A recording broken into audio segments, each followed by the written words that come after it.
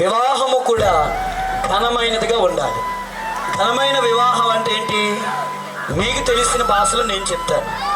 ఘనమైన వివాహం అంటే మంచి పందిరి పెట్టి 4 టీసే బాక్సులు పెట్టి లఫాటిప్ప టీసీ మీద గొంతులు వేసేసి చెప్పండి, ఇల్లంతా డెకరేషన్ చేసేసి ఇక వైభోగం మీద వైభోగం చేస్తే అది ఘనమైనదా?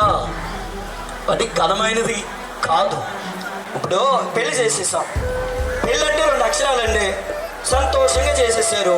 అబ్బాబ్బాయ్య అంత అడవిడిగా చేసేసాం. ఈ సంతోషము చేసుకున్నటువంటి వీరిద్దరిలో అధికంగా ఉండాలి.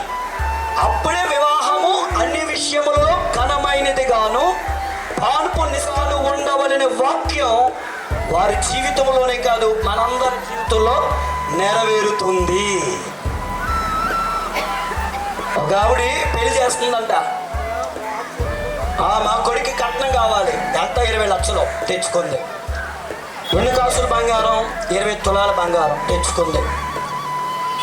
ఎర్రగా ఉంది అమ్మాయి. ఎలా ఉందండి? ఎర్రగా ఉంది. కట్నం, బంగారం, ఎరుపు, ఏది లోట్లేదు.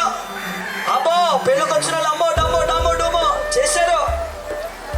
పెళ్ళైన 4 రోజులు బాగానే సంతోషంగా ఉన్నారు. 2వ నెలకు వచ్చేసరికి ఏమే కొంచెం భోజనం పెట్టే అంటే ఆవిడేమంటుంది తెలుసా? నువ్వు వండుకుంటేను 20 లక్షలు ఎందుకు తెచ్చాననుకున్నా, 20 తులాలు ఎందుకు తెచ్చాననుకున్నా, నేను నీకు వండి పెట్టాలనుకున్నావా అన్నంట.